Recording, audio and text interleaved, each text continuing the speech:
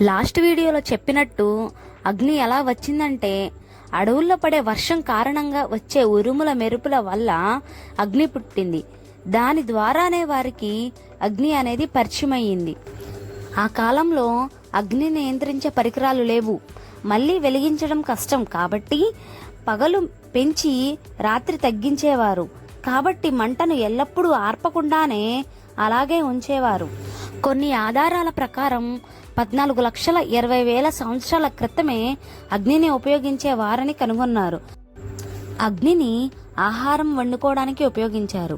అగ్ని వల్ల వారు ముందు నివసించలేని చల్లని ప్రాంతాల్లో కూడా జీవించగలిగారు. అలాగే ఫైర్ డ్రైవ్స్ అనే విధానంలో జంతువుల నుండి లేదా శత్రువుల నుండి భద్రతకు కూడా అగ్నిని ఉపయోగించారు. ఈ విధంగా నియంత్రిత అగ్ని చాలా ఉపయోగపడింది. అడవులను తొలగించి రహదారులు తయారు చేసుకున్నారు. మేత కోసం గడ్డి భూములను తయారు చేసుకున్నారు. వ్యవసాయ భూములను సిద్ధం చేసుకున్నారు. అగ్ని మీద పట్టు సాధించడం వల్ల మరో ముఖ్యమైన ప్రయోజనం ఏమిటంటే లోహాలను కరిగించడం సాధ్యమైంది. దీంతో మనుష్యులు రాతి యుగం పరిమితులను దాటి అభివృద్ధి చెందారు. ఈ విధంగా అగ్ని మనిషి అభివృద్ధిలో చాలా ముఖ్యమైన ఆవిష్కరణలో ఒకటిగా ఉంది. మరిన్ని ఇంట్రెస్టింగ్ టాపిక్స్ కోసం మన చరిత్ర ఛానల్ను లైక్, షేర్, సబ్స్క్రైబ్ చేయండి.